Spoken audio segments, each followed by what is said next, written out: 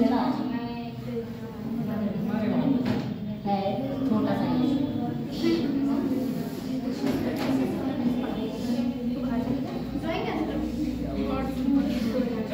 बच्चे पास हो जाते हैं सर। 5 घंटे तो करती हूँ नॉर्मली। बहुत अच्छा स्कूल है।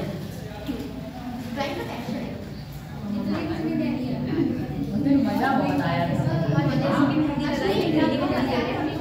तो आप गांधी नेवी को पाई तक में मुझे बहुत दिखाते हैं।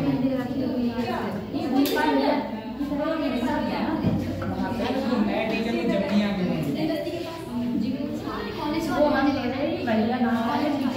बच्चों ये जूता किससे है? उसी तरीके से खोलने से पिछली बार खोला था। पीडीएफ उस ऐप में जाइए। ऐप में जाइए। हाँ ऐसा लग रहा है किसी सालों का। हाँ यार एक डेढ़ महीने बाद। हाँ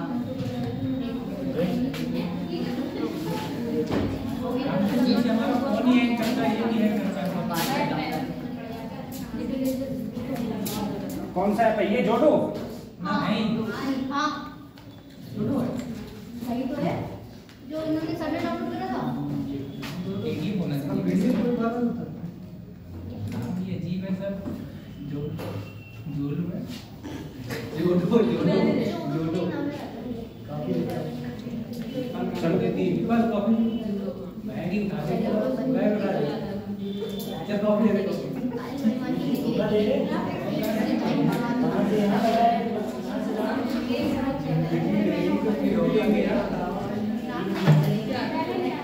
चलो बच्चों स्टार्ट करते हैं हम लोग क्लासेस।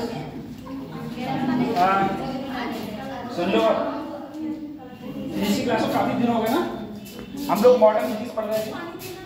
ठीक है मॉडर्न फिजिक्स में हम लोग अब स्टार्ट करते हैं। आज स्टैंड होता हूँ बच्चों की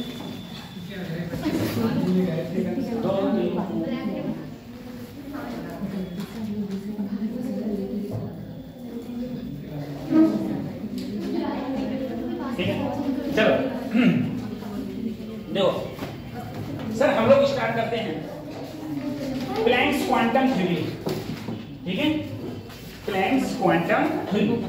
मैंने कहा था ये थ्योरी तुम्हारी, जैसे हम लोग जब एनर्जी की बात करते थे, जब हम लोग काइनेटिक एनर्जी की बात करते थे, जब हम लोग पोटेंशियल एनर्जी की बात करते थे, तो काइनेटिक एनर्जी का फार्मूला 1/2mv²। पोटेंशियल एनर्जी का भी फार्मूला होते थे, लेकिन सबकी सब में क्या होता था? हमारा मास लगता था। सबकी सब में क्या होता था? मास। लेकिन अगर मैं कहूँ फोटोन के लिए, तो फोटोन के अगर हम लोग मास से देखेंगे, कितना खरीदे तुमने?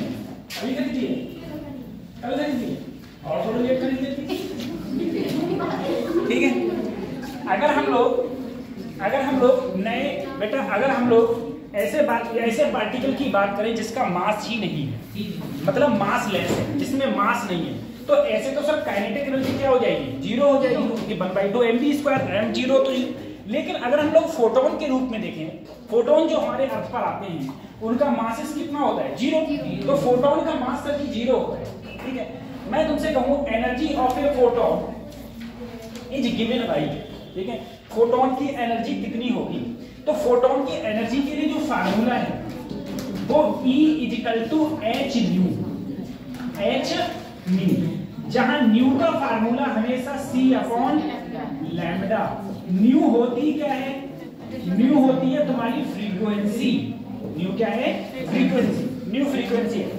सर अगर मैं यहाँ पर h देखूंगा, h मेरा होता है प्लैंक कांस्टेंट, और जो प्लैंक कांस्टेंट की वैल्यू होती है 6.63 × 10⁻⁻34 जूल सेकेंड। ठीक है ये वैल्यू किसकी होती है? h। जो वैल्यू याद कर लेना, मैंने लास्ट टर्म पर एक hc का वैल्यू भी याद करने को बताया था। कितना था? 12,375 इलेक्ट्रॉन वोल्ट एंगस्ट्रॉम। ठीक है 12,375 इलेक्ट्रॉन वोल्ट एंगस्ट्रॉम। ये hc की वैल्यू मैंने कहा था तुम लोग याद कर लेना। इसी प्रकार से h का प्लैंक कांस्टेंट की वैल्यू याद कर लो 6.63 × 10⁻⁻34 जूल सेकेंड। ठीक है ये प्लैंक कांस्टेंट की वैल्यू होती है। तो अगर कोई भी फोटोन होगा तो उस फोटोन के पास में कितनी एनर्जी होगी? तो वो होगी h न्यू या फिर hc अपॉन लैम्डा। अब देखो मुझे बताओ, तुम्हें अगर इस क्वेश्चन में कहीं भी कोई क्वेश्चन आए, मैंने तुमसे लैम्डा कह दिया, मैंने कहा मान लो लैम्डा कितना है 2000 एंगस्ट्रॉम 2000, और मैंने कहा बताओ तो इसकी एनर्जी कितनी होगी। ठीक है, कोई रे है जिसकी लैम्डा दे रखी है और क्या पूछे तुमसे एनर्जी, तो तुम बोले एनर्जी का फार्मूला होता है hc अपॉन लैम्डा। hc का वैल्यू 12375 इलेक्ट्रॉन वोल्ट और लैम्डा की वैल्यू 2000 एंगस्ट्रॉम। एंगस्ट्रॉम से अब यहाँ देखो 1 2 3 1 2 3 लग गया, हट गए, 2 से काटा, 2 छम 12, 2 एकम 2, 2 अट्ठे 16, 2 सत्ते 14, 2 पंजे।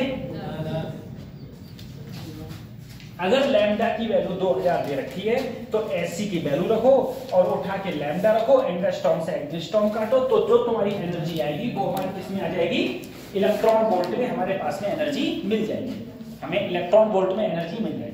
तो ऐसे होता है, अगर तुम्हें कोई लैम्डा दे रखा है तो तुम निकाल सकते हो। ठीक है, ये एचसी की वैल्यू याद रखना, एचसी की वैल्यू 12375 12375। अब देखो सर मैंने तुमसे कहा था जो हमारा मोमेंटम होता है, मोमेंटम का जो फार्मूला है, अगर मैं मास के किसी मास पार्टिकल के लिए देखूंगा तो मोमेंटम का फार्मूला होता है एनवी, P = NV। लेकिन यहां पर क्या हो जाएगा, मोमेंटम का फार्मूला E अपॉन C। ठीक है, E अपॉन C ये किसके लिए होता है, फोटोन के लिए। E की जगह अगर मैंने क्या लिखा h न्यू, E की जगह मैंने वैल्यू रखी h न्यू, तो P बराबर h न्यू और नीचे क्या है C।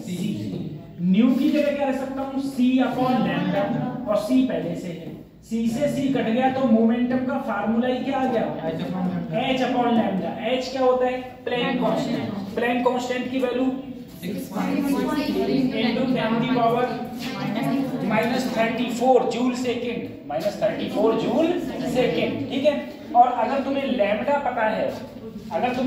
पता है, और तुमसे कहे बताओ मोमेंटम निकालो, तो तुम क्या करोगे, लैम्डा की वैल्यू रख दी और h की वैल्यू रख दी, तुम्हें क्या आ जाएगा, मोमेंटम आ जाएगा। हम लोगों को मोमेंटम पता चल जाएगा।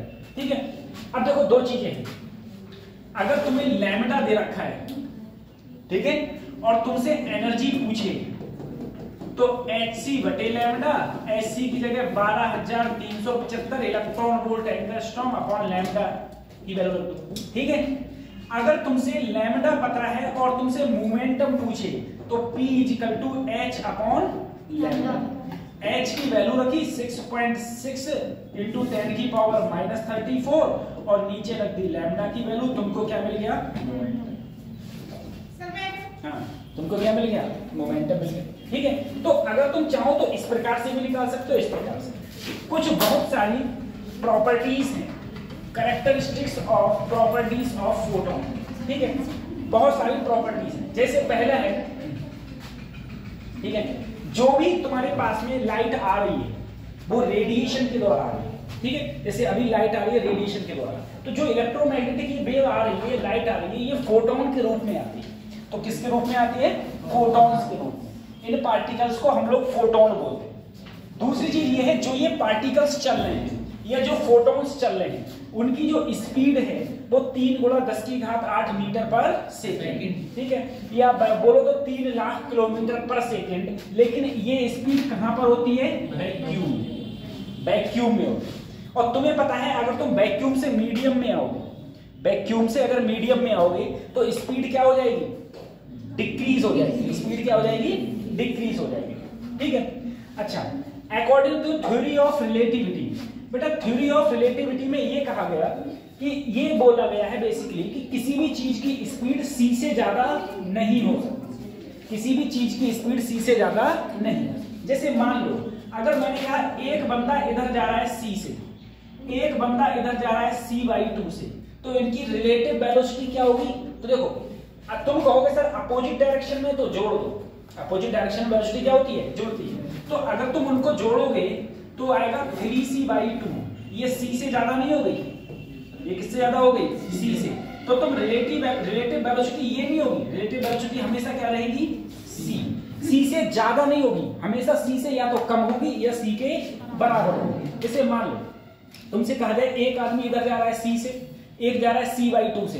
तुमसे जैसे एक सोचो मैंने तुमसे कहा, मैंने रिलेटिव वेलोसिटी में पढ़ाया है, इधर जा रहा है कोई 5 मीटर पर सेकंड से, इसे जा रहा है 10 मीटर पर सेकंड से। रिलेटिव क्या होगी, तो तुम करोगे अपोजिट डायरेक्शन में जा रहे हैं, जोड़ दो, अपोजिट डायरेक्शन जा रहे हैं तो जोड़ दो। तो बोले सर 10 और 5 15, कितनी होगी 15। लेकिन अगर कोई बंदा इधर C से जा रहा है, इधर C/2 से, और तुम जोड़ोगे तो आंसर कितना आएगा 3C/2। 3C/2 अगर जोड़ दोगे तो आंसर कितना आएगा 3C/2। जो 3C/2 है वो C से क्या हो गया, ज्यादा। C से ज्यादा हो गया तो हम ये कहेंगे, हम जो स्पीड होगी वो C ही होगी, रिलेटिव स्पीड होगी वो कितनी होगी C से ज्यादा नहीं होगी, C से ज्यादा नहीं होगी। ठीक है, अच्छा ये है। अब इसमें जो कहा गया है, इसमें कहा गया है according to theory of relativity, हम कोई भी चीज अगर b वेलोसिटी से चलती है तो हम उसका कंपेयर किससे करते हैं, स्पीड ऑफ लाइट से। हम कंपेयर जो करना है उसका, वो हम लोग स्पीड ऑफ लाइट से करते हैं, स्पीड ऑफ लाइट से करते हैं। अगला देखो एक चीज ये है, एक चीज तुम समझो, मैंने तुम्हें अब तक जो फिजिक्स पढ़ाई थी उसमें मैंने तुमसे ये कहा था मास हमेशा क्या रहता है, कांस्टेंट। यही तो बोला, मास हमेशा कांस्टेंट। मैं अर्थ पर हूं, जितना मेरा मास है, मैं मूल पर पहुंच जाऊं, मास तब भी मेरा क्या रहेगा, सेम रहेगा, मास कभी चेंज होने वाला। लेकिन थ्योरी ऑफ रिलेटिविटी में ये कहा गया कि मास भी चेंज होता है, लेकिन मास किस कंडीशन पे चेंज होता है, जब तुम बहुत तेज चल रहे हो, तुम्हारी स्पीड बहुत ज्यादा हो, तब तुम्हारा मास क्या होगा, चेंज होगा। जहां पर फार्मूला जो होता है m = m0 बटे √1 - b²/c²। देखो m0 क्या है, mass of the particle at rest. Rest पर जो मास है, वो तुम्हारा क्या है, m0। क्या है, m0। ठीक है, m0। हाँ, रेस्ट पर जो मास है वो तुम्हारा क्या है, m0। ठीक है, अब देखो जरा सोचना एक बात, अगर मैं यहां से तिरछी गुणा करूं, m0 m ब्रैकेट में 1 - b²/c²। अब जरा सोचना एक बात, मेरा मास m है भाई, मेरे अंदर मास है, मेरा मास क्या है, m। अगर मैं चल रहा हूं, अब मैं अगर 50 किलोमीटर घंटा, 60 किलोमीटर, 2000 किलोमीटर, 5000 किलोमीटर घंटा चलूंगा तो इससे कोई इफेक्ट नहीं पड़ेगा। मैंने कहा अगर मैं c की स्पीड से चल रहा हूं तो मेरी वेलोसिटी किसके बराबर हो गई, c। अगर वेलोसिटी c के बराबर हो गई और मैं यहां रखूं √1 - b की जगह c² बटे कट के 1 आया, 1 में से 1 क्या हुआ, 0। तो मेरा जो रेस्ट मास है वो किसके इक्वल आया, 0। मेरे कहने का मतलब ये है, अगर तुम या कोई भी बंदा, कोई भी चीज हुई, अगर वो c के स्पीड से चलेगी जो थ्योरी ऑफ रिलेटिविटी में बताई गई, तो उसका मास क्या हो जाएगा, 0 हो जाएगा। अगर वो c के स्पीड से चलेगी तो उसका मास क्या हो जाएगा, 0।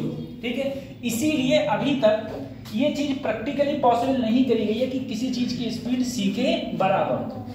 ये भी है कि अगर कोई भी चीज c के बराबर चलेगी, c के स्पीड से चलेगी, तो उसके लिए टाइम रुक जाएगा। ये भी चीज आती है कि उसके लिए टाइम रुक जाएगा। जैसे मान लो अगर कोई चीज यहाँ से सी की स्पीड से गुजरेगी तो उसे ये लगेगा, तुम जैसे मूवी में तुमने देखा है, बहुत सी मूवियों में वो टाइम रोक देते हैं। ठीक है, फिर वो इधर उधर घूमते फिरते हैं। ठीक है, एक मूवी और थी, साउथ इंडियन थी, क्या थी, वो क्रिकेट मैच होता है, वो टाइम को रोक देता है घड़ी से अपनी, वो कहता है मसी, कौन सा बाच मैकेनिक है। तो ऐसे बहुत सारी चीज कही। तो ऐसा पॉसिबल तभी है जब कोई भी चीज स्पीड ऑफ लाइट से चलेगी। अगर स्पीड ऑफ लाइट से चलेगी तो टी की वैल्यू क्या हो जाएगी, तो वहां पर हाँ टाइम 0 हो जाएगा, यानी कि टाइम बढ़ेगा ही नहीं। घड़ी जहां रुकी है वो वहीं रुकी दिखेगी, उसके लिए सब कुछ वहीं दिखेगी। एक ऐसी मूवी और आई थी इंटरस्टेलर, अगर किसी ने देखी वो पल्ले नहीं पड़ेगी तुम्हारी, जब तुम साइंस ढंग से नहीं जानते होगे तो। ठीक है, इंटरस्टेलर मूवी आती है, वो जाता है और वो किसी ब्लैक होल में फंस जाता है। ठीक है, जब वो वापस आता है तो पता चलता है कि उसकी जो लड़की होती है वो इतनी बूढ़ी हो चुकी होती है और वो उसकी एज उतनी ही होती है। उसका रीजन यही है कि वो क्या करता है, वो ब्लैक होल में जाके स्पीड ऑफ लाइट से ट्रेवल कर जाता है। जब स्पीड ऑफ लाइट से ट्रेवल कर जाता है तो यहाँ तो टाइम बढ़ता रहता है बहुत तेजी से, वहां टाइम बढ़ता ही नहीं है, तो इसलिए उधर वो जवान रहता है, इधर आके क्या हो जाते हैं तब तक ये दुनिया वाले बूढ़े हो जाते हैं। ठीक है, वो चाहिए तो मस्त हो जाता है। अच्छा, और बस तुम इतना है नाम पूछना है इंटरस्टेलर। अब देखो एक चीज समझो, अब मूवी मत देखने लगना, कहीं घर पे जाके मूवी देखो, पल्ले नहीं पड़ेगी, एक्सप्लेनेशन देख लेना हिंदी में, वही बहुत है, 10 मिनट खत्म हो जाएगा। देखो बेटा ऐसा है, अगर कोई भी चीज, बस इतना याद रखो, अगर कोई भी चीज c की स्पीड से चलेगी तो उसे टाइम भी उसके लिए क्या लगेगा, रुका हुआ है, और उसका मास क्या हो जाएगा, 0। उसका मास क्या हो जाएगा, 0। बस इतना याद रखना है। अगली चीज देखो सर, दूसरी चीज ये है, हाँ दूसरी चीज ये बेटा, फोटोन कभी रेस्ट पर नहीं रहता, फोटोन कभी रेस्ट पर नहीं रहता। अब देखो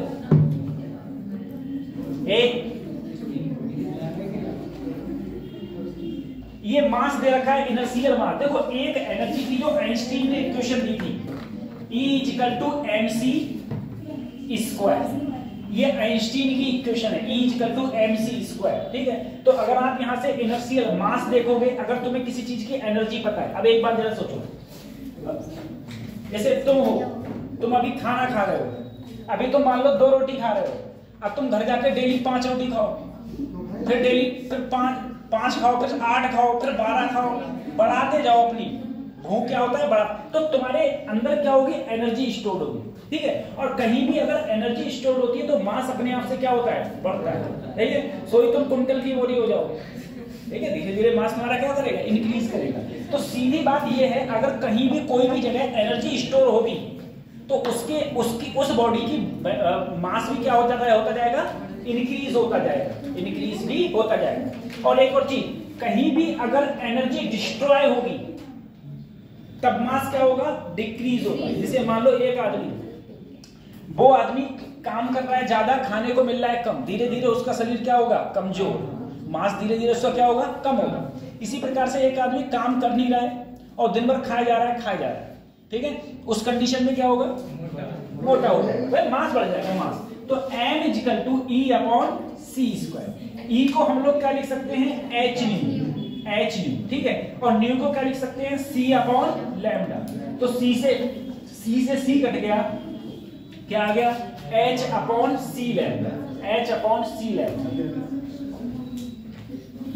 ठीक है, ये होता है। दूसरी चीज बेटा, किसी चीज की कोई फोटोन है, फोटोन की एनर्जी कितनी होती है, तुम बोले E=h न्यू, h या फिर hc/, तो फोटोन की जो एनर्जी है वो फ्रीक्वेंसी पर और लैम्डा पर डिपेंड करती है। ठीक है, तो energy of photons depends upon frequency of the photons. ठीक है, so the energy of the photon does not change when photon travel one medium to another medium।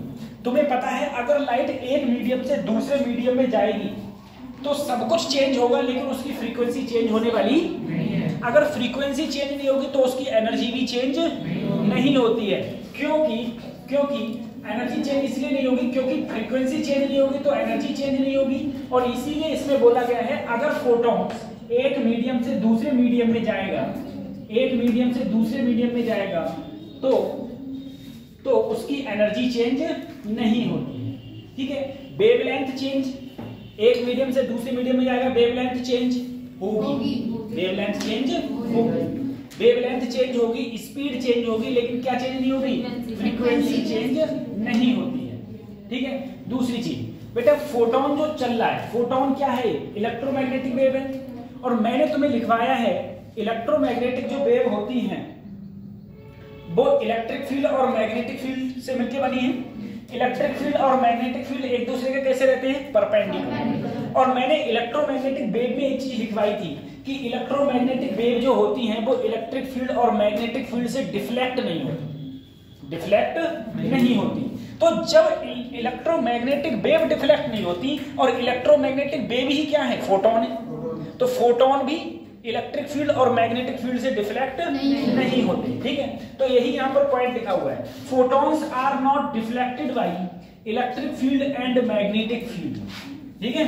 ये इलेक्ट्रिक और मैग्नेटिक फील्ड से डिफ्लेक्ट नहीं होंगे, ठीक है, ये लिखा हुआ है। अब देखो बेटा, सिंपल सा क्वेश्चन, देखो ये जरा सोचना, मुझे लैम्डा दे रखा है और मुझसे क्या पूछिए, एनर्जी। तुम बोले सर E इक्वल टू क्या होता है, hc अपॉन hc की वैल्यू 12300 इलेक्ट्रॉन वोल्ट और यहाँ क्या है 4000 एंगस्ट्रॉम से 1 2 3 खत्म, 4 से काटो, 4 तियां फिर 0 लगाया, 4 नेम फिर 4 चौक लगभग सही है, इतना सही है। लेकिन तुमसे आंसर किसमें पूछा था बच्चों, जूल में, यहाँ पर किसमें आया, इलेक्ट्रॉन वोल्ट में। तो इलेक्ट्रॉन वोल्ट को जूल में कैसे कन्वर्ट करते हैं, बोलो, 1.6 इंटू 10 की पावर -19 से क्या करते हैं, मल्टीप्लाई, ई की वैल्यू रखते हैं। तो यही इलेक्ट्रॉन वोल्ट किसमें कन्वर्ट हो गया, दूसरा तरीका तुम्हारे पास एक और था, ठीक है, दूसरा तरीका। अब सोचना तुम कौन सा तरीका अपनाओगे, E equal to SC upon H की वैल्यू रखो 6.6 गुणा 10 की घात माइनस, C की वैल्यू रखो 3 गुणा 10 की घात 8, लैम्डा की रखो 4000 एंगस्ट्रॉम का मतलब माइनस, इसको सॉल्व करो तो जो ये आएगा वही, ठीक है। तो अगर आप चाहो तो उस प्रकार से कर सकते हो, आप चाहो तो सीधे सर जी एनर्जी इलेक्ट्रॉन वोल्ट में लगाओ और जूल में आंसर है, अगर किसमें चाहिए, जूल में आंसर चाहिए तो डायरेक्ट 1.6 इंटू 10 की पावर -19 से क्या कर दो, मल्टीप्लाई, बस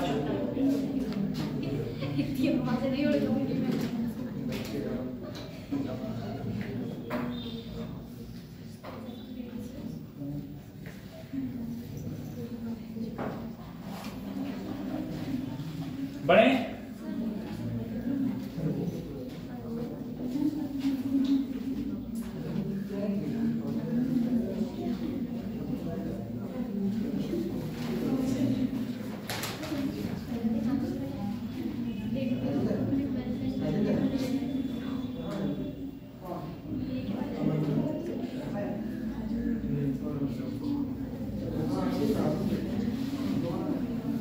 आगे बढ़े। टेस्ट कब है तुम्हारा,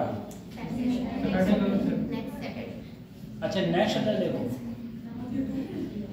तुम्हारे इस टेस्ट के नंबर मिल गए, अभी कॉपी नीचे पिछले वाले भी निकले, पिछले वाले की नहीं, एडवांस से रखते हो, 2 एडवांस और 1 में हो।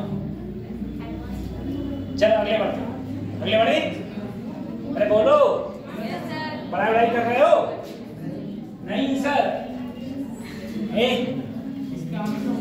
सबसे अच्छा मुझे मेंस लगता है, मेंस का मैं आज वीडियो डाल दूंगा, 100% डाल दूंगा, मैं वीडियो बना दूं, अरे वो जैसी है वैसी डाल दूंगा मेंस की। जब तुम मैं मेंस की पीडीएफ डालूंगा ना तुम कहोगे हैं इतने हलवा क्वेश्चन, वही मेंस है। अरे तुम लोग विश्वास मानो, ए बच्चों, एक लड़का है, ए सुन लो मत बोलो,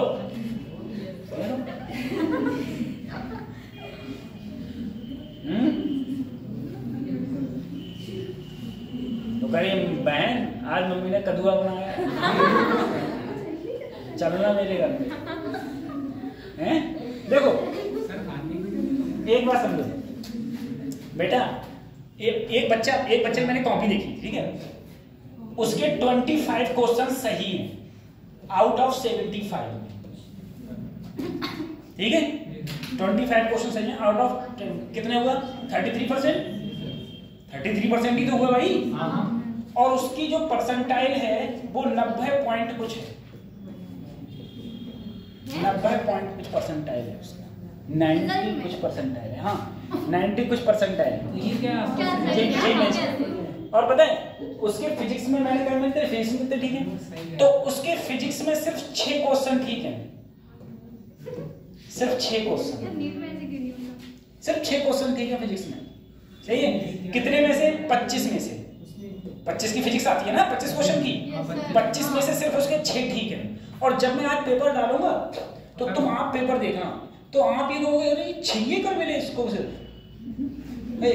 कतई ऐसे खत्म क्वेश्चन है, कतई ऐसे खत्म क्वेश्चन है डायरेक्ट, ठीक है, डायरेक्ट क्वेश्चन है कतई डायरेक्ट। जैसे ये फार्मूला पढ़ा तुमने? आया नहीं पढ़ाया मैंने, ठीक है। आर दे रखी थी, एन दे रखा था, बी दे रखा था, क्यू दे रखा था, बी पूछा था, ऐसे। ये फार्मूला तुमको पढ़ाया है, प्रोजेक्टाइल मोशन हो, यहाँ पर वेलोसिटी का फार्मूला, ठीक है। यहाँ वेलोसिटी पूछी थी, यू दे रखा था, थीटा दे रखा था, तो यहाँ बॉडी वेलोसिटी सिर्फ क्या हो जाती है? You cos theta. सीधे कैपेसिटर हो गया, कैपेसिटर की डायमेंशन पूछी थी, तो u बराबर q स्क्वायर अपॉन 2c से। इसकी डायमेंशन बता दो, c की डायमेंशन निकालो। ऐसे डायमेंशन पूछे थे, ऐसे क्वेश्चन पूछे थे। x बराबर a sin omega t plus b cos omega t plus c, इनकी डायमेंशन पूछी थी, ठीक है। इस प्रकार से तो कभी ऐसे हलवा सरल मुझे तो याद नहीं आ रहे हैं क्वेश्चंस, ठीक है। तो इतने सरल क्वेश्चन से पूछे गए थे काफी ज्यादा, ये चीज। केमिस्ट्री में से क्यों क्वेश्चन? केमिस्ट्री तो अपन देखता ही नहीं है ना, केमिस्ट्री से कोई पता नहीं, लेकिन 90% वाला सीन क्या है ये तो ठीक है। 6% बेटा तुम्हें मोमेंटम दे रखा है, तुम्हें क्या दे रखा है? अगर तुम्हें मोमेंटम दे रखा है और तुमसे क्या पूछी है, क्वेश्चन करो, फ्रीक्वेंसी पूछी है और क्या पूछी है? वेवलेंथ। अभी मैंने तुम्हें बताया था कि बेटा मोमेंटम का फार्मूला होता है h अपॉन लैम्डा, यही तो होता है मोमेंटम का फार्मूला। तो सर जी मोमेंटम दे रखा है, यानी कि 3.3 गुणा इंटू 10 की पावर माइनस 19, h की वैल्यू तुम बोले 6.6 इंटू 10 की पावर माइनस अपॉन लैम्डा। इससे काटा 2 आ गया, लैम्डा को इधर ले गया तो 2 गुणा 10 की घात माइनस 34, 10 की घात माइनस 29। जब ये ऊपर जाएगा तो 2 गुणा 10 की घात माइनस मीटर, किसमें आई? मीटर। बात समझ आई? आ गई लैम्डा। अब बताओ लैम्डा आ गई तो फ्रीक्वेंसी कैसे निकालोगे सर? फ्रीक्वेंसी का फार्मूला होता है c अपॉन c है 3 गुणा 10 की घात 8 और ये है 2 गुणा 10 की घात माइनस 5। इससे काटा तो 1.5 8 5 13 आ गया 1.5 इंटू 10 की पावर 13 हर्ट्ज। क्या आ गया? हर्ट्ज। अरे डायमेंशन क्या होती है फ्रीक्वेंसी की? हर्ट्ज, ठीक है। तो इसकी हर्ट्ज आ गई, हर्ट्ज आ गया, ठीक है। ये आ गया हर्ट्ज, 1.5 इंटू 10 की पावर 13 हर्ट्ज। और मैं जितने भी वहां पर वीडियो डालूंगा बता रहा हूँ पूरा रिलेटेड आएगा, पूरा रिलेटेड नीट के उसी से, क्योंकि एक ही आदमी पेपर बनाता है। जैसे अब तुम खुद बताओ, मैं तुम्हारे क्लास से 10 लोग छांटूं, ठीक है, कोई 10 लोग छांटूं और मैं तुमसे कहूं बेटा 5वीं क्लास का मैथ का पेपर बनाना है, ठीक है। तुम कहो ठीक है, मैंने कि एक नहीं बनाना है, 12-14 बनाने हैं, 15 बनाने हैं, ठीक है। तो वो 10 बच्चे ना चलो 15 पेपर बना दिए। अब जरा खुद सोचो, अब मैं तुम्ही से कहूं अब एक पेपर और बना दो, बात समझ आ रही है? तो तुम क्या करोगे? तुम्हारा माइंड सेट तो वही है ना, तो उसी प्रकार के क्वेश्चन उठा के उधर डाल दोगे, बस छुट्टी। यही होता है। करिए ये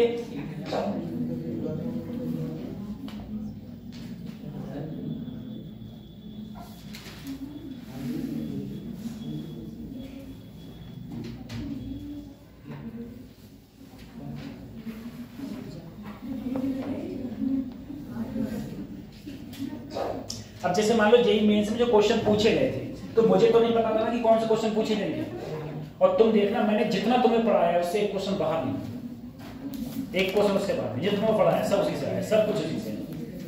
पूरे तुम्हारे नोट्स में मिलेगा तुम्हें एक क्वेश्चन। होता नहीं है?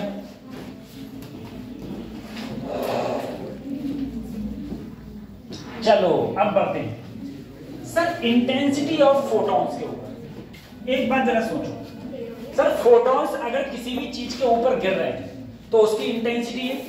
जैसे मैं अभी कहूं इस समय तुम्हारे ऊपर जो फोटॉन्स गिर रहे हैं उनकी इंटेंसिटी क्या है, कम। तुम बाहर चले जाओ, धूप में बैठ जाओ, इंटेंसिटी क्या हो जाएगी, ज्यादा। बेसिकली इंटेंसिटी का मतलब क्या होता है बेटा? इंटेंसिटी का मतलब होता है एक प्रकार से कि पर यूनिट एरिया पर कितने नंबर ऑफ फोटॉन्स गिर रहे हैं, ये होती है इंटेंसिटी। पर यूनिट एरिया पर कितने ज्यादा फोटॉन्स गिर रहे हैं, ठीक है। तो अगर मैं सबसे पहले देखो इसके खाली फार्मूला तुमको याद करते हैं। मैंने क्या किया, मैंने एक एरिया लिया, एरिया कितना है ए, एरिया कितना ले लिया ए, ठीक है। और यहां से P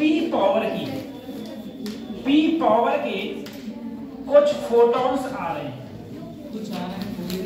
ठीक है। उनकी इंटेंसिटी क्या है, E, एनर्जी क्या है, E। अब एक बात बताओ सर, एक फोटॉन की एनर्जी कितनी होती है? तो एक फोटॉन की एनर्जी होती है H। सिंगल फोटॉन की एनर्जी कितनी है, H। अगर मैंने कहा मान लो N फोटॉन हो, N फोटॉन गिर रहे हैं, तो N फोटॉन की एनर्जी क्या हो जाएगी, NH न्यू। एक फोटॉन की एनर्जी H और N फोटॉन की एनर्जी NH। और अगर मैं न्यू की जगह लिखूं तो C अपॉन, ठीक है। ये मेरी क्या आ गई सर, एनर्जी। N क्या है, नंबर ऑफ फोटॉन्स। H क्या है, Planck constant. C speed of light. Lambda क्या हो गया, वेवलेंथ। लैम्डा हो गया वेवलेंथ। देखो पूरा इसी प्रकार से यहां लिखा हुआ है। देखो बच्चों, जैसे मैंने तुमसे कहा E इक्वल टू क्या होता है, NH न्यू। N ऐसे ही न्यू की जगह C अपॉन, तो एनर्जी हो गई NHC अपॉन। बेटा पावर सबको पता है, एनर्जी पर यूनिट टाइम। तो अगर मैं NHC अपॉन क्या कर दिया, T। अब देखो बेटा N क्या है, अगर मैं स्मॉल n करूं, capital N upon T, number of photons per unit time, number of photons per unit time, ठीक है। ये क्या हो गई, फोटोन डेंसिटी स्मॉल n, ठीक है, n अपॉन टी। तो मैंने n अपॉन टी की जगह क्या लिख दिया, स्मॉल n।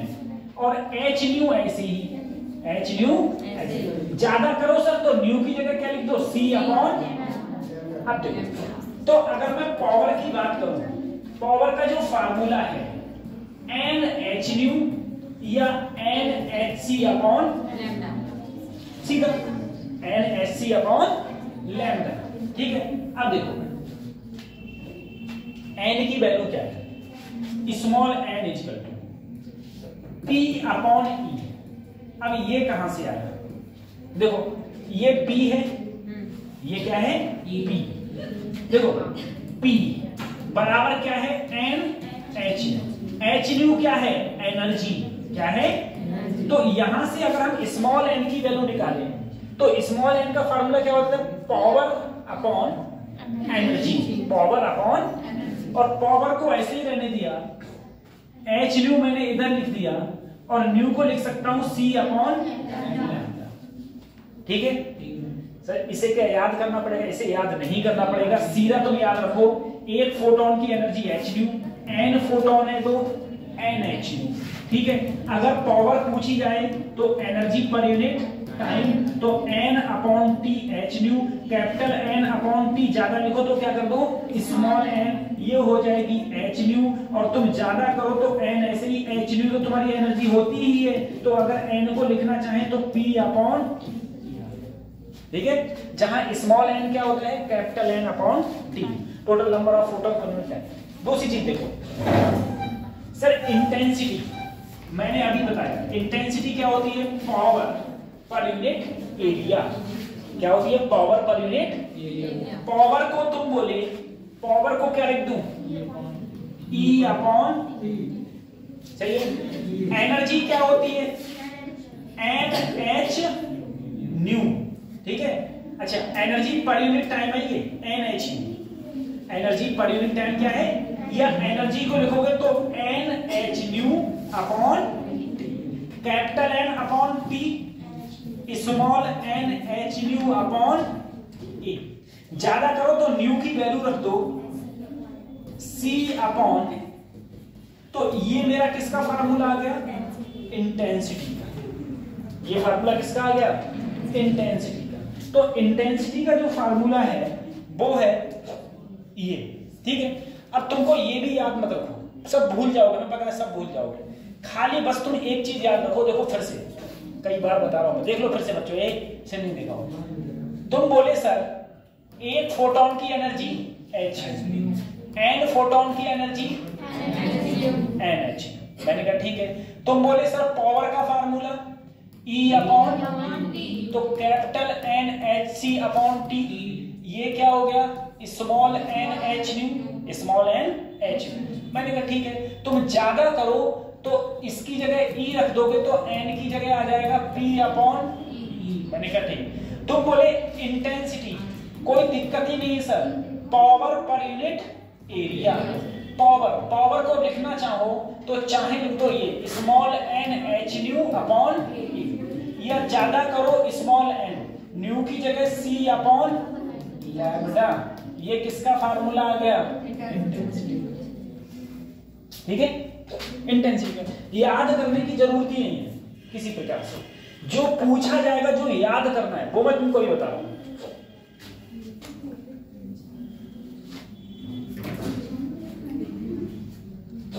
अब देखो, तुम्हें पता है जो भी मेरी इलेक्ट्रोमैग्नेटिक वेव होती है, जिसका मैसेज आ रहा, जो मेरी इलेक्ट्रोमैग्नेटिक वेव होती है बच्चों, इलेक्ट्रोमैग्नेटिक वेव सर एनर्जी को कैरी करती है, मोमेंटम को भी कैरी करती है, और जब फोटॉन्स किसी जगह पर पड़ेंगे तो फोर्स भी लगेगी।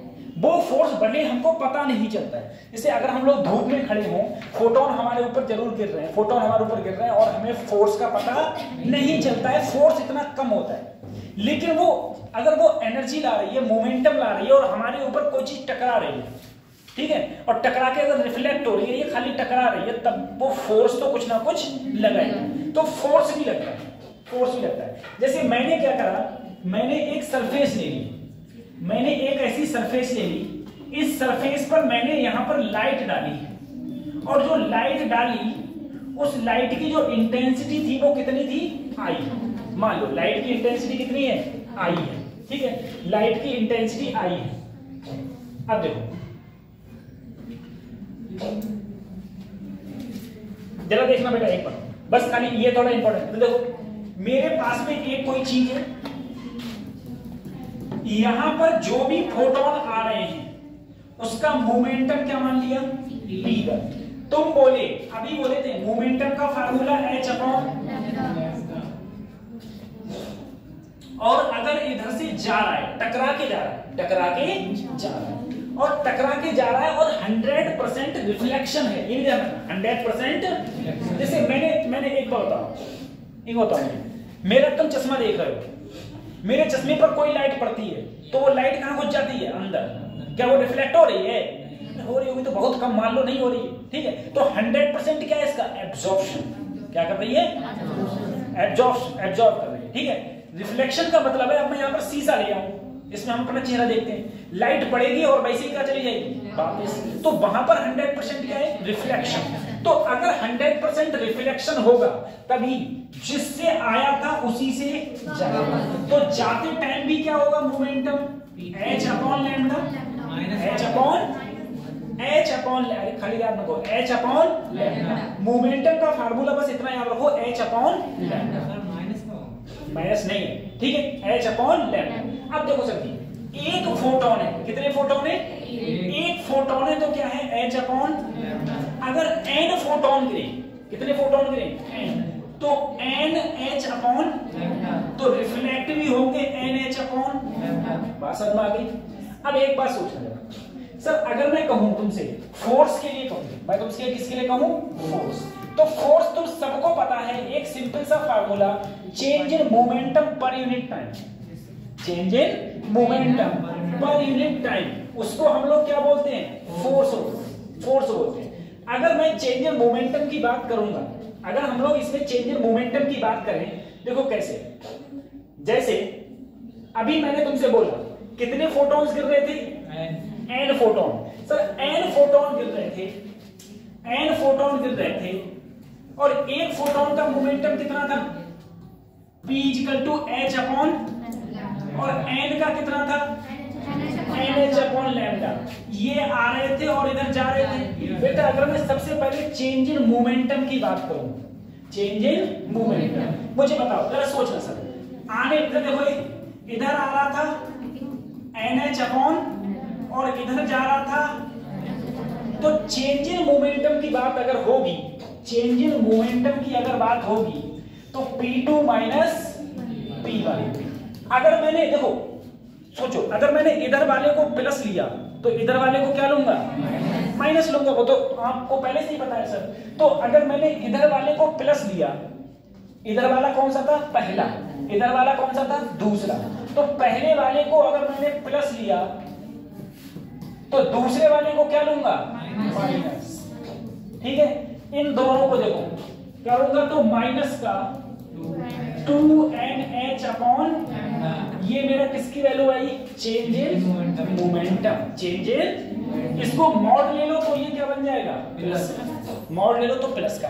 अब सर जी देखो, अगर मैंने बात आई थी फोर्स की, मेरी किसकी बात आई थी? फोर्स क्या होता है? Change in momentum per unit time. Change in momentum per unit time. तो डेल्टा पी की वैल्यू अगर मैं रखा, डेल्टा पी की वैल्यू, तो 2nh अपॉन लैम्डा इनटू, ठीक है, 2nh। अब तुम्हें पता है n अपॉन t क्या हो गया? Small n। तो क्या बचा? 2h upon lambda. यही तो बचा, ये बचा। ऐसे ही अगर मैं पावर के लिए कहूं तो पावर का फार्मूला क्या होता था? देखो पीछे था nhc अपॉन लैम्डा। पावर का formula nhc upon lambda, nhc upon lambda. मैंने क्या किया, जो अभी मुझे देखो फोर्स का फार्मूला मेरा निकल के आ रहा था, n 2h अपॉन लैम्डा, और P बराबर जो पीछे दे रखा था nhc अपॉन, अगर मैं यहां से n की वैल्यू निकालूं तो P अपॉन क्या कर दूं? h न्यू कर दूं, या फिर hc अपॉन, और ये वैल्यू उठा के मैं यहां रख दिया। तो फोर्स का formula P lambda upon hc और 2h अपॉन लैम्डा से लैम्डा, इससे तो क्या आया? 2p अपॉन, बस यही बात याद रखनी है खाली, 2p upon c, 2p upon. बाकी ये जो रामायण कथा थी वो याद रखने की जरूरत नहीं, सिर्फ तुम्हें इतना याद रखना है, सिर्फ इतना याद रखना है, हाँ सिर्फ इतना याद रखना है,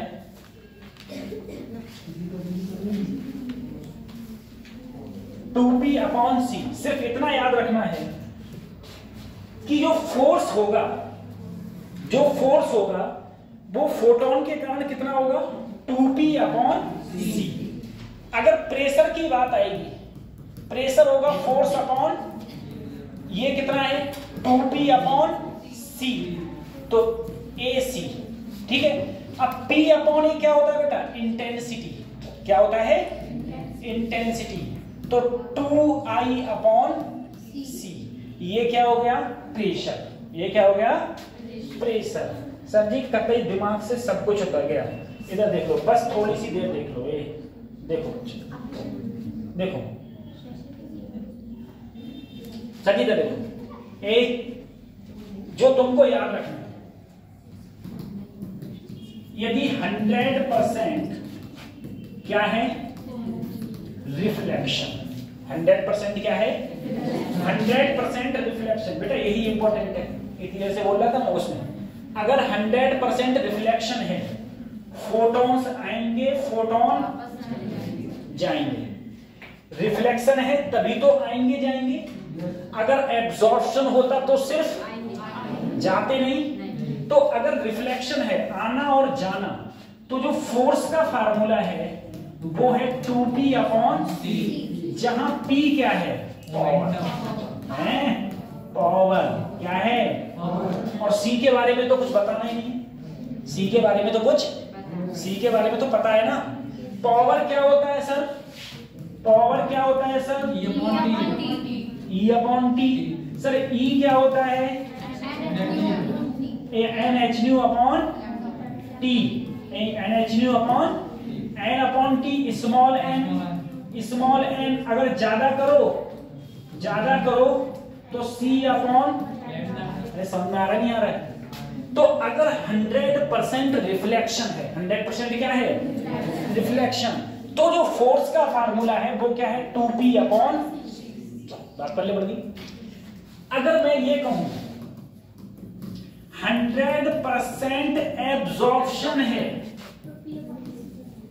100% क्या है, एब्जॉर्प्शन, तो सिर्फ एक ही तो आएगा, क्या दूसरा जाएगा, तो इसका आधा कर दो, इसका क्या कर दो, तो जो फोर्स होगा वो सिर्फ क्या होगा, P अपॉन, ये क्या कंडीशन है कि लाइट सिर्फ आ रही है, जा अगर 100% रिफ्लेक्शन है, याद रखो 100% रिफ्लेक्शन है, तो जो प्रेशर लग रहा है, क्या लग रहा है, प्रेशर का फार्मूला आया था 2I अपॉन सही है, प्रेशर का फार्मूला आया था 2I अपॉन C, जहां I क्या होता है, P अपॉन अगर 100% एब्जॉर्प्शन है तो फिर जो प्रेशर का फार्मूला हो जाएगा वो क्या हो जाएगा, I अपॉन C। ये चार बातें तुमको याद रखनी, लिख लो, ये लिखाओ, यदि 100% रिफ्लेक्शन है तो फोर्स होगा 2p अपॉन C, 100% एब्जॉर्प्शन है तो होगा P अपॉन C, 100% रिफ्लेक्शन है तो प्रेशर होगा 2I अपॉन C, और 100% एब्जॉर्प्शन है तो प्रेशर होगा I अपॉन, I क्या होती है, इंटेंसिटी मतलब पावर अपॉन एरिया, ठीक है। पावर के बारे में सब कुछ मैंने लिख ही दिया, और C सबको पता है, स्पीड ऑफ लाइट।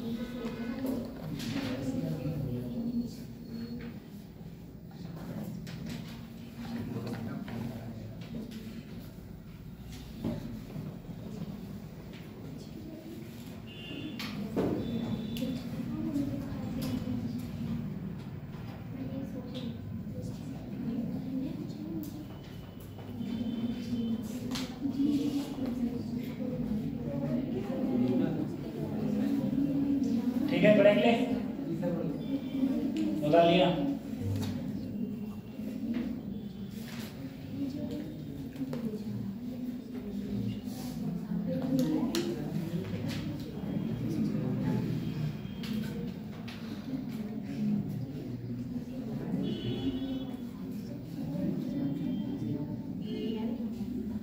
बता लिया, चलो।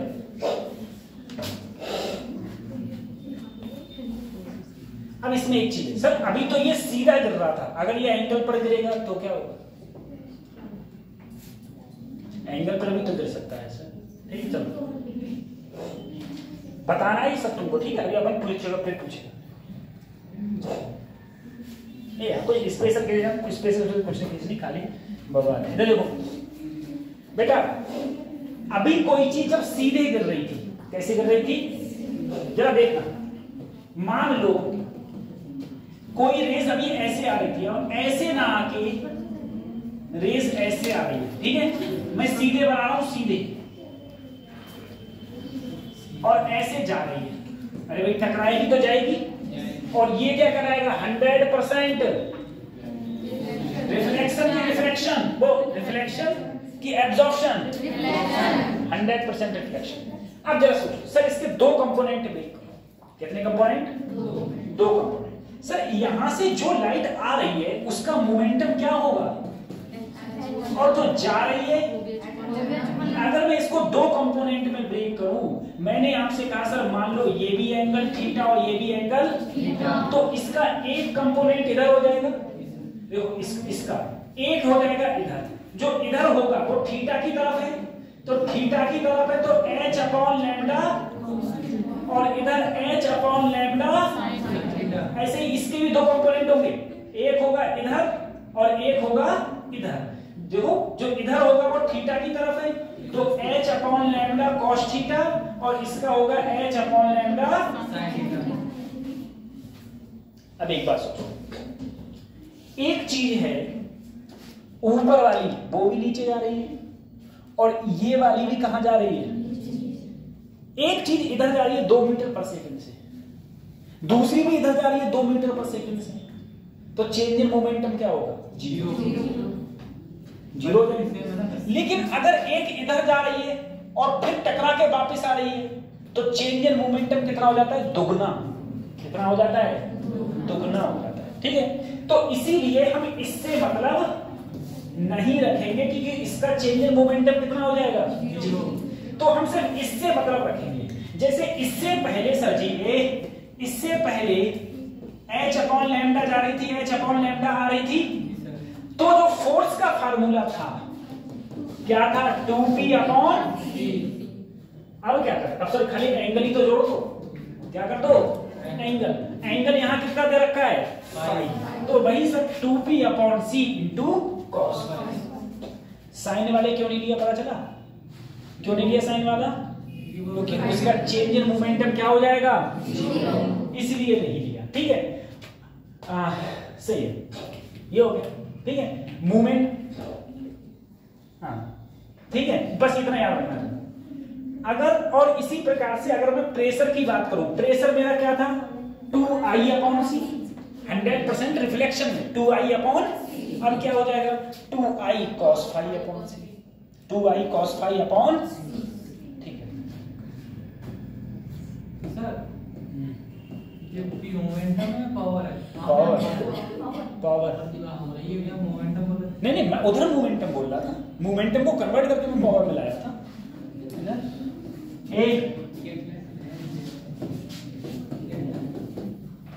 देखो सर जी ये सरफेस है, ठीक है, तुम तीनों देवी बताओ, चौथी तुम बताओ, 3 तुम, अगले चौथे तुम। नींद आ रही है, मम्मी की तो याद नहीं आ रही है। इधर देखो, ये सरफेस है, ये 100% रिफ्लेक्शन करती है, 100%। इस पर कोई लाइट नॉर्मली आती है, तो प्रेशर का फार्मूला क्या होगा, 2I अपॉन c, और फोर्स का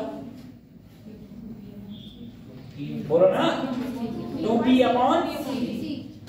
अब ये 100% एब्सॉर्बिंग सरफेस है, फोर्स प्रेशर का फार्मूला क्या होगा, I अपॉन c, और फोर्स का p upon c, p upon c, p upon c।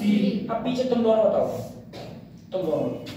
Sir मेरे पास में एक सरफेस है, मेरे पास एक सरफेस है, वो 100% एब्सॉर्बिंग, 100% क्या कर रही है, एब्सॉर्ब कर रही है।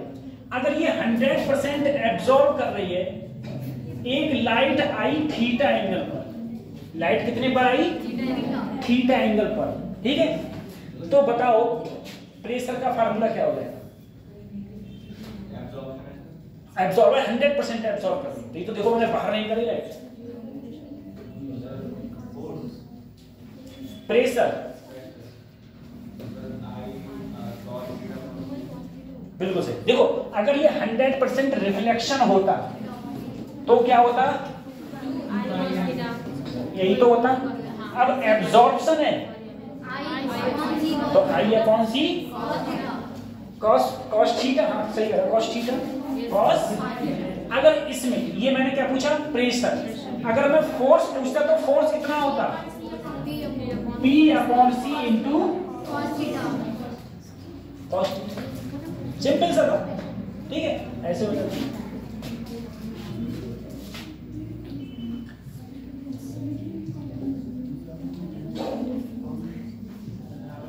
हाँ देखो ये दिया हुआ भी है 100% एब्जॉर्बिंग के लिए, एक 100% एब्जॉर्बिंग के लिए प्रेशर क्या दे दिया, I upon C, I upon C कर दिया, और फोर्स क्या कर दिया, P अपॉन सी, 100% एब्जॉर्बिंग के लिए। अब देखो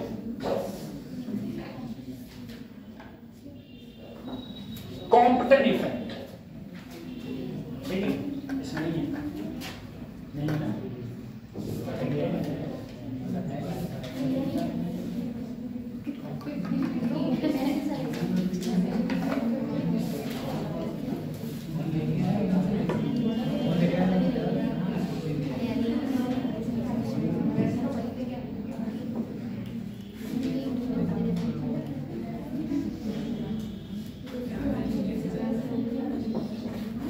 देखो बच्चों कॉम्पटन इफेक्ट, ठीक है, कॉम्पटन इफेक्ट क्या बोला, देखो बच्चों ऐसा है, तुम्हें पता है कोई फोटोन के अंदर मास नहीं है। अब जरा सोचना, एक कोई चीज है यार, तुम सोचो, वो कोई चीज खड़ी है आराम से, ठीक है, कोई आदमी खड़ा है और एक इधर से आ रहा है भागते हुए, तेजी से भागते हुए आ रहा है, और उसने मारी उसके टक्कर मारी तो क्या होगा, जो टक्कर मार रहा है उसकी एनर्जी क्या हो जाएगी, कम हो जाएगी, और वो अपनी थोड़ी एनर्जी किसको दे देगा, जिसको टक्कर लगी। इसी प्रकार से जस्ट तुम ऐसे ही समझो, एक इलेक्ट्रॉन है कोई रेस्ट पर, इलेक्ट्रॉन किस पर है, एक यहां से फोटोन आया जिसकी एनर्जी कितनी थी, h2, और इनिशियल वेवलेंथ कितनी थी, लैम्डा इनिशियल। वो इलेक्ट्रॉन से टकराया, टकराने के बाद में इलेक्ट्रॉन ने अपनी एनर्जी किसे दे दी, किसे दे दी, इलेक्ट्रॉन को, तो इलेक्ट्रॉन चल के इधर पहुंचने लगा, और इसकी एनर्जी क्या हो गई, कम। अगर एनर्जी कम हो गई तो लैम्डा बढ़ा कि घटा, किसी चीज की एनर्जी कम हो गई तो लैम्डा ज्यादा होगा कम होगा, ज्यादा।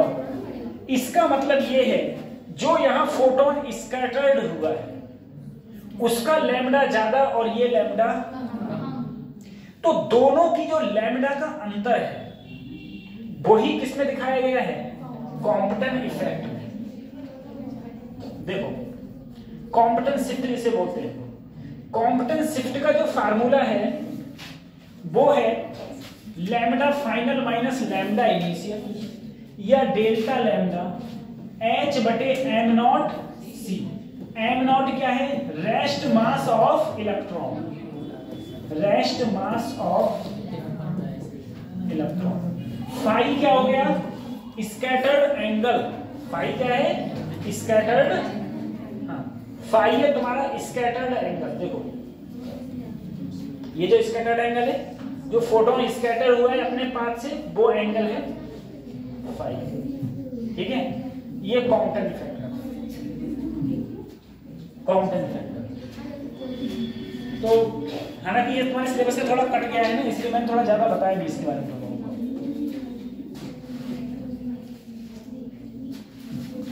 ओफो गलत खोल लिया है, यहाँ तो पीडीएफ ही ओपन नहीं होगी, छोड़ो।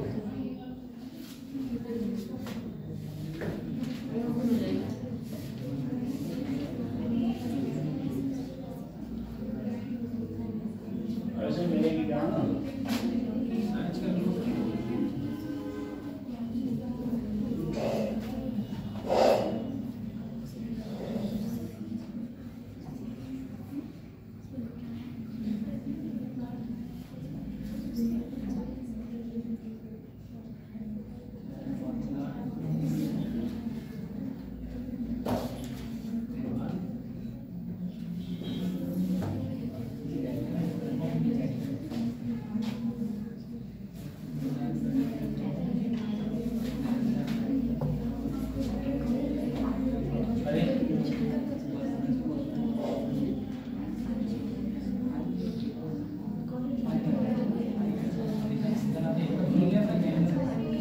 तो है ही नहीं।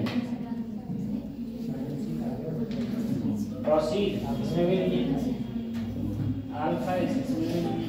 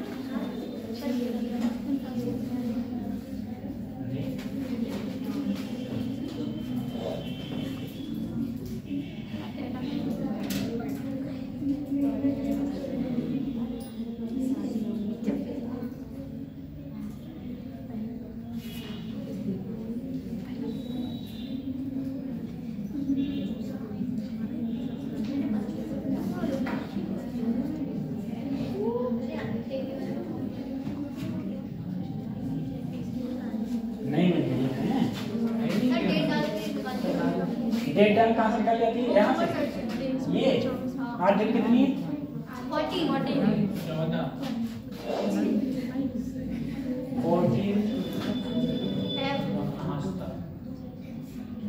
डेट इसमें आती है कैसे?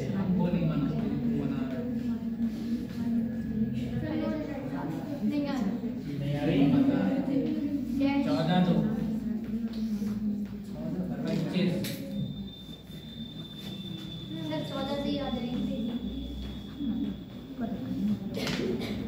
नहीं आ रही।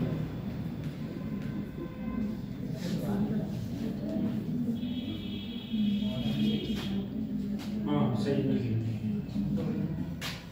चलो पढ़ते हैं इसमें, ठीक है।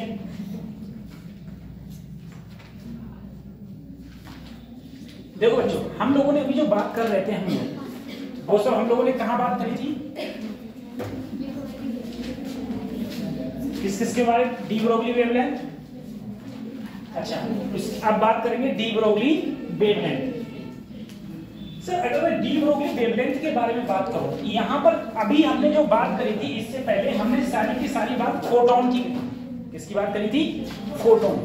जब फोटोन चल रहा था तो फोटोन की एनर्जी की बात करी थी, फोटोन के मोमेंटम की बात करी थी, फोटोन के फोर्स की बात करी थी, फोटोन के इंटेंसिटी की बात करी थी। यही सब बातें चल रही थी हमारी। सर एनर्जी का फार्मूला क्या होता है? hc/लैम्डा या फिर hν। मोमेंटम का फार्मूला क्या होता था? h/लैम्डा, h/लैम्डा। ठीक है, ये सब बातें वहां हो रही थी जहां पर फोटोन का कोई मास नहीं होता। जब फोटोन का कोई मास नहीं होता तब ये सारी की सारी बातें चल रही थी। मैंने कहा अब बहुत मेरे पास में कोई मैटर वेव है। देखो मैंने कहा था 3 प्रकार की वेव होती हैं। एक होती है तुम्हारी इलेक्ट्रोमैग्नेटिक वेव, एक होती है मैकेनिकल वेव और एक होती है matter wave. Mechanical wave waves होती थी। मैकेनिकल वेव वो वेव होती हैं जिन्हें चलने के लिए मीडियम की रिक्वायरमेंट होती है। इलेक्ट्रोमैग्नेटिक वेव वो वेव होती हैं जिन्हें चलने के लिए मीडियम की रिक्वायरमेंट। सही। अब मैं बात कर रहा हूं मैटर वेव। मैटर वेव वो वेव होती है जो बहुत छोटे छोटे पार्टिकल्स अगर बहुत तेज स्पीड से चलते हैं तो एक वेव जनरेट होती है जिसे हम क्या बोलते हैं? Matter wave. छोटे छोटे पार्टिकल जैसे इलेक्ट्रॉन हो गया, प्रोटॉन हो गया, न्यूट्रॉन, अल्फा पार्टिकल, ठीक है, ये सब ऐसे बहुत छोटे पार्टिकल्स हैं। जब ये छोटे पार्टिकल्स चलते हैं ना तो इनकी स्पीड बहुत होती है। तो जब इनकी स्पीड बहुत होती है तो ये जो चलते हैं स्पीड बहुत होती है तो ये एक वेव की तरह घूमते हैं। इसे हम लोग क्या बोलते हैं? Matter wave. देखो according to de Broglie a wave is associated with moving material particle which control the particle in every respect. The wave associated with moving particle is called matter wave या फिर de Broglie wave. ठीक है, जब कोई particle, बहुत छोटा particle move करता है तो जो वेवलेंथ उत्पन्न होती है उसे हम क्या बोलते हैं? De Broglie. फार्मूला क्या होता है? लैम्डा बराबर h अपॉन, अरे बोलो, h upon p, h upon p। ठीक है, और p की जगह, p क्या होता है? मोमेंटम। मोमेंटम की जगह हम रखना चाहें तो क्या रख सकते हैं? mv। क्योंकि तुम्हारे लिए सिर्फ एक ही चीज ऐसी है जिसका कोई मोमेंटम, जिसका कोई मास नहीं होता, वो चीज क्या है? फोटोन। एक ही चीज ऐसी है जिसका मास नहीं है, वो क्या है? फोटोन। अब देखो देखो, फोटोन के लिए मोमेंटम का फार्मूला बताइए। h अपॉन और एनर्जी या फिर, हाँ समझ में आ गया। लेकिन अगर कोई मैटर वेव है, अगर कोई इलेक्ट्रॉन है, कुछ भी है, ठीक है, तो लैम्डा का फार्मूला, तो उसके लिए लैम्डा बराबर क्या हो जाता है? h अपॉन p, और p बराबर क्या होता है? mv। p बराबर क्या होता है? mv। सही है। यहाँ मास आ गया, वहां मास क्यों नहीं आया? क्योंकि वहां मास होता ही नहीं है, वहां मास होता ही नहीं। यहाँ पर मास होता है, वहां मास होता ही नहीं है। ठीक है, ये है अपनी बोल दिया। ठीक है,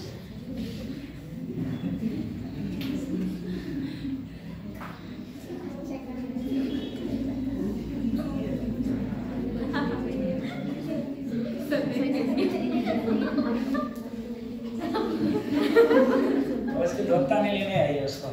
लैम्डा बराबर क्या हो गया? h upon p। ठीक है, p क्या हो गया बच्चों? mv। बच्चे बहुत अनोखे हैं। ठीक है, p की वैल्यू क्या हो गई? mv। ठीक है, ये।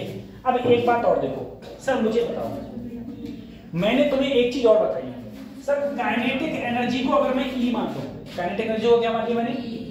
ठीक, तो काइनेटिक एनर्जी का फार्मूला होता है 1/2 mv²। सही सर, अगर मैं m से ऊपर गुणा और m से, तो ये क्या बन गया? p²। तो p² की वैल्यू क्या आई? 2mv। तो p की वैल्यू क्या आई? √2। यही तो आई p की वैल्यू √2 है।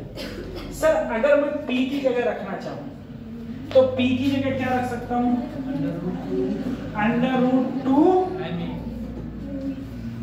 सही है। तो डी ब्रोगली वेवलेंथ होती है, और डी ब्रोगली वेवलेंथ का मतलब क्या है? लैम्डा। लैम्डा का फार्मूला h/mp, h/p या h/√2m काइनेटिक एनर्जी। एक बात और समझो बेटा, काइनेटिक एनर्जी जो होती है ना, वो EB के बराबर भी होती है। B क्या है? पोटेंशियल। B क्या है? E क्या है? चार्ज। भाई 1.6। तो अगर मैं E की जगह रखूं तो क्या रख सकता हूं? E। तो h/√2m। बात समझ में आ गई? तो अगर क्वेश्चन में तुमसे डी ब्रोगली वेवलेंथ पूछे, क्वेश्चन में क्या पूछे? डी ब्रोगली वेवलेंथ और वेलोसिटी दी हो तो h/mv, और मोमेंटम दिया हो तो h/p, काइनेटिक एनर्जी दी हो तो h/√2mv। सर अगर वोल्टेज दिए हो, पोटेंशियल दिया हो तो h/√2me। सही है, 2me। ठीक है, ये उतार लो, ये चीज उतारो।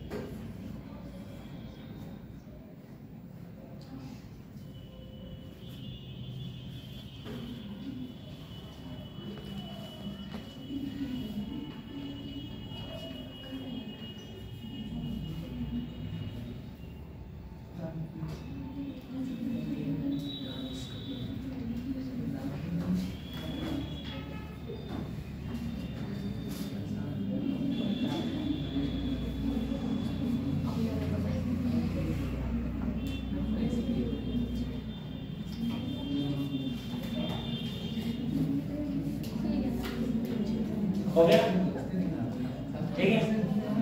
तो ये फार्मूला हो गया।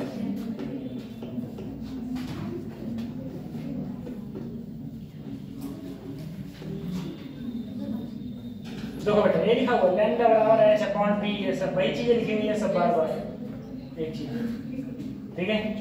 देखो e b m e वही लिखा हुआ है ना, लैम्डा बराबर h बटे under root 2 m e v, ठीक है।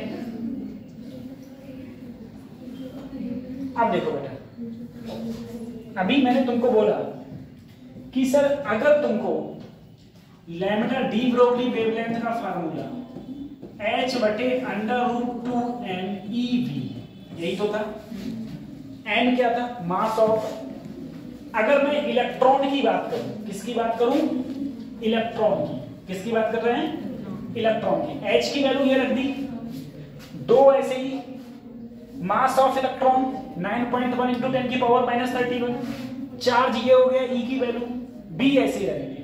तो जो मेरा फार्मूला निकल के आता है लैम्डा का, वो आता है 12.27 12.27 बटे अंडर रूट b एंगस्ट्रॉम। ये किसके लिए है? इलेक्ट्रॉन के लिए, ठीक है। इलेक्ट्रॉन के लिए ये फार्मूला। इसी प्रकार से अच्छा ये फार्मूला किसके लिए है? इलेक्ट्रॉन के लिए। और तुम करना चाहो तो तुम ऐसे भी लिख सकते हो सर, इलेक्ट्रॉन के लिए काइनेटिक एनर्जी क्या होती है? ev। अगर तुम्हें कोई चार्ज दिया है तो क्या लिख दो? qv। चार्ज दिया तो क्या कर दो? qv। तो 2m काइनेटिक एनर्जी की जगह क्या लिख दिया? qv लिख दिया।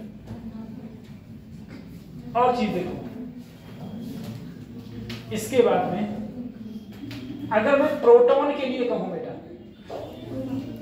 ठीक है, अगर मैं प्रोटॉन के लिए कहूं, फार्मूला वही लैम्डा बराबर h बटे अंडर रूट 2m। अब क्या हो जाएगा? यहां चार्ज किसका रखोगे? प्रोटॉन का। मास किसका रखोगे? प्रोटॉन का। कोई मुझे बताएगा मास ऑफ प्रोटॉन कितना होता है?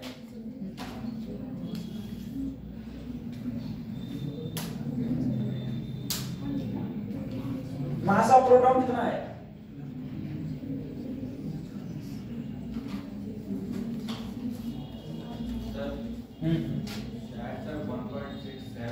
है 1.67 हाँ into 10⁻⁻⁴ नहीं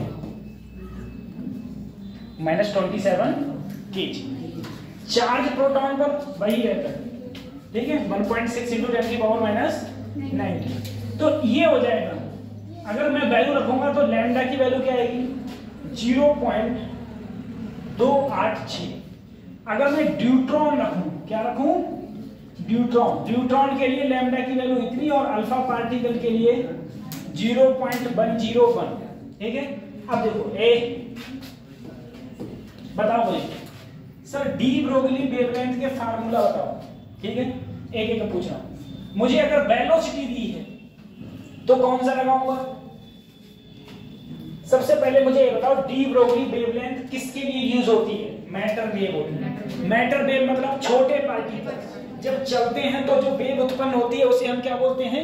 डी ब्रोगली वेवलेंथ। सिंपल सा। सर डी ब्रोगली वेवलेंथ, अगर मुझे पार्टिकल की वेलोसिटी पता है तो लैम्डा बराबर h बटे, अगर मोमेंटम पता है, अगर काइनेटिक एनर्जी पता है, काइनेटिक एनर्जी, अगर मैं इलेक्ट्रॉन के लिए देखूं और वो पोटेंशियल पता है ev। अगर मैं मेरे लिए कोई चार्ज दे रखा है, कोई चार्ज, अल्फा पार्टिकल, प्रोटॉन हो गया, ड्यूट्रॉन हो गया, तो h बटे अंडर रूट 2m।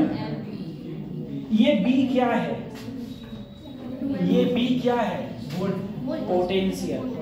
अब वोल्ट सही है, वोल्ट या फिर पोटेंशियल। तो डी ब्रोगली वेवलेंथ का इतना फार्मूलाज होते हैं जो तुमको याद होने चाहिए, सही है। h की वैल्यू क्या होती है? 6.6 × 10⁻⁻30, सही है, ये होगी।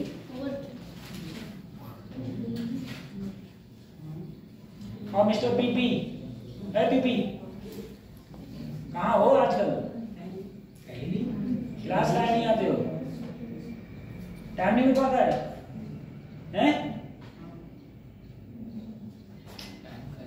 ज्यादा बिजी मत रहो। हाँ, समझे, जब तक बेटा कोई डिग्री नहीं होगी तब तक कोई फायदा नहीं है। सही है, डिग्री होना कंपल्सरी है। तो लैम्डा बराबर h अपॉन p, ये सब मेरे फार्मूला।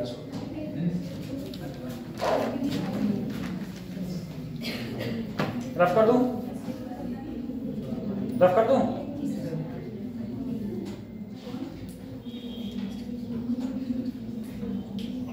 ये सब उसके लिए सर, न्यूट्रॉन के लिए हो तो इतने हो। एनर्जी का फार्मूला क्या होता है? 3/2 kT।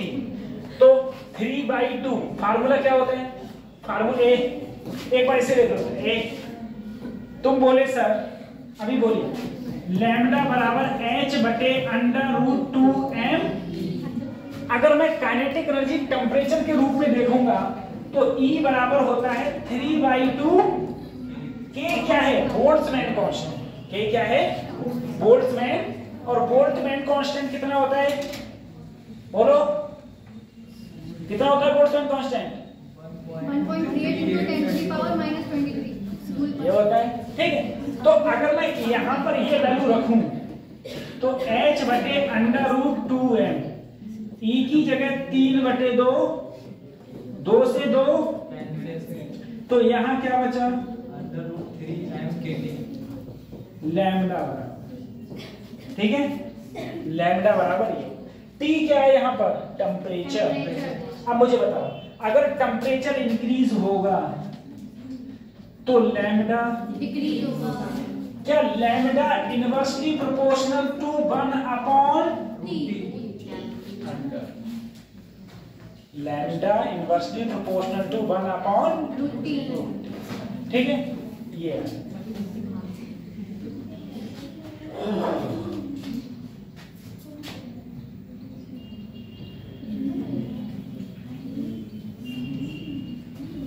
कैरेक्टरिस्टिक्स है कुछ।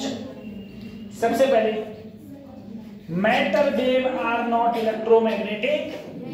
मैटर वेव इलेक्ट्रोमैग्नेटिक वेव चाहिए। Matter wave are non mechanical wave. Non mechanical wave क्या होती है? जिन्हें चलने के लिए मीडियम की रिक्वायरमेंट होती है। नॉन मैकेनिकल के लिए मीडियम की रिक्वायरमेंट।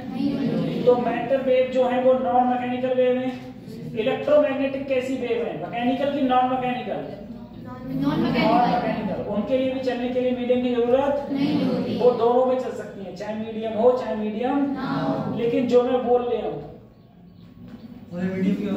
उसे मीडियम की जरूरत नहीं।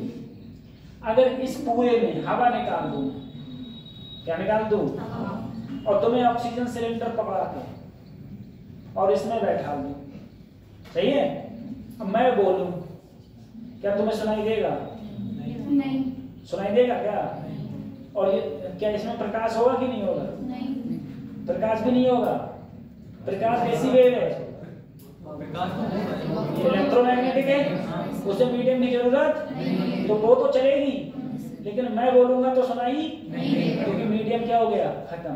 यानी कि तुम्हें सुनाई नहीं देगा लेकिन दिखाई देगा। और अच्छा, ठीक है, सुनाई नहीं देगा लेकिन दिखाई। ऐसे तुम समझो, तुम्हें चंदा मामा दिखाई देते हैं? काहे दिखाई देते हैं? चंदा मामा तुम्हें क्यों दिखते हैं? क्योंकि चंदा मामा से जो लाइट है वो तुम्हारे कहाँ पड़ रही है? जो वहां से आ रही है वो तुम्हारी आंखों में पड़ रही है, तब तो दिखाई दे रही है। तो चंदा मामा बीच में क्या मीडियम है? कोई नहीं, लेकिन दिखाई। अब चंदा मामा वहां से तुम्हें पुकार रहे हैं, क्या सुनाई देता है? कहा है? क्योंकि बीच में मीडियम। हाँ, तो चलने के लिए मीडियम की रिक्वायरमेंट नहीं होती। दूसरी, matter wave are independent of charge. They are associated with every moving particle. ठीक है, a matter wave independent of charge, they are associated with every moving particle where charge और अनचार्ज। मतलब ऐसा नहीं है कि कोई सिर्फ चार्ज पार्टिकल ही चलेगा। अरे न्यूट्रॉन कैसा होता है? चार्ज की अनचार्ज। न्यूट्रॉन पर चार्ज कितना होता है? 0। क्या वो चलता है? चलता है। चलता है। तो चार्ज का कोई ऐसा खेला नहीं है कि भैया चार्ज होगा ही होगा तभी चलेगा, अदरवाइज नहीं चलेगा, ऐसा कोई मतलब नहीं। अगला देखो, observation of matter wave is possible when de Broglie wavelength of the order of size of the particle. बेटा अगर कोई पार्टिकल छोटा होगा तो वेव तेज चलेगी, पार्टिकल बड़ा होगा तो वेव क्या चलेगी, धीमे चलेगी। ठीक है, तो वो पार्टिकल के साइज पर भी निर्भर करती है। ठीक है, the phase velocity of particle, the phase velocity of the matter wave can be greater than the speed of light. ठीक है, फेज वेलोसिटी होती है वो मैटर वेव की स्पीड ऑफ लाइट से भी क्या होती है, ज्यादा। ठीक है, फेज वेलोसिटी तुम्हारे में ऐसा है नहीं कुछ किसी प्रकार से। बेटा डी ब्रोगली वेवलेंथ, जैसे तुमने देखा होगा इलेक्ट्रॉन है, इलेक्ट्रॉन मीडियम में चल रहा है, वो एक मीडियम से दूसरे मीडियम में आता है तो वेवलेंथ क्या होती है, चेंज हो जाती है। ये एनर्जी भी चेंज होती है, वेवलेंथ भी चेंज होती है। ये इलेक्ट्रॉन चल रहा है तो वेवलेंथ प्रोड्यूस करता है। ये क्वेश्चन करना।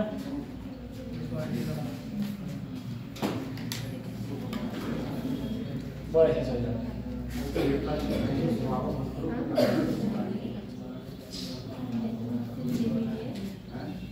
आए तो आए सोने वाले चलेगी। उठा लिया क्वेश्चन का बेटा कैसे होगा।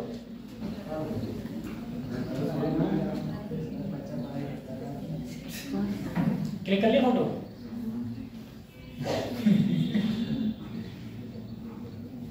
क्वेश्चन कैसे होगा, ए पार्टिकल ऑफ मास 1 मिलीग्राम। बेटा अगर मिलीग्राम का मतलब है -3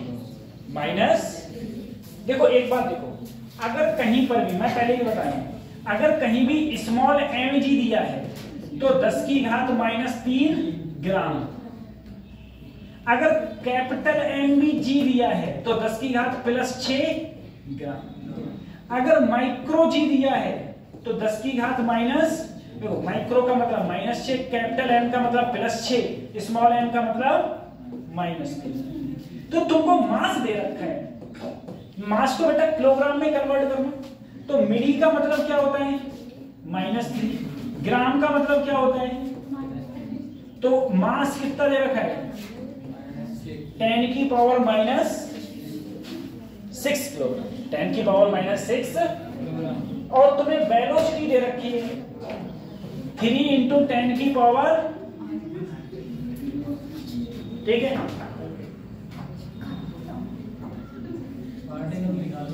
वेलोसिटी ऑफ द पार्टिकल। अच्छा, एक पार्टिकल ऑफ मास, एक पार्टिकल का मास कितना है 1 milligram, has same wavelength as an electron. अच्छा सही है, देखो ये जो वेलोसिटी है ये किसकी है बेटा, इलेक्ट्रॉन की। किसका है, इलेक्ट्रॉन का मास कितना होता है बोलो, 9.1 × 10 की पावर -, यहां पर ये कोई पार्टिकल है, ये कोई, और उस पार्टिकल की क्या पूछी है, वेलोसिटी। क्या पूछी है, वेलोसिटी। वेवलेंथ दोनों की क्या है, सेम। वेवलेंथ क्या है, सेम, वेवलेंथ है तुम्हारी सेम। अब देखो अगर वेवलेंथ से बेटा लैम्डा बराबर क्या होता है, h/p, यही तो होता है। अगर वेवलेंथ सेम है, तो p बराबर अगर लिखना चाहूं तो h/लैम्डा क्या है, सेम। h तो सबके लिए क्या होती है, कांस्टेंट, यानी कि मोमेंटम तुम्हारा क्या हो गया इसमें, कांस्टेंट। मोमेंटम कांस्टेंट का मतलब है जितना p1 उतना ही, यानी कि mv, और यहां पर भी अगर यहां पार्टिकल लूं तो पार्टिकल, यहां इलेक्ट्रॉन लूं तो पार्टिकल का मास 10 की घात -, इलेक्ट्रॉन का मास 9.1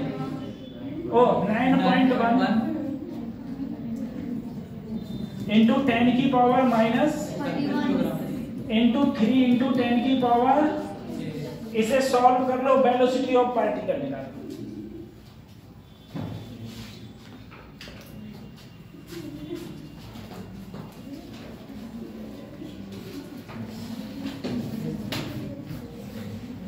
ठीक है, वेलोसिटी ऑफ पार्टिकल निकालो।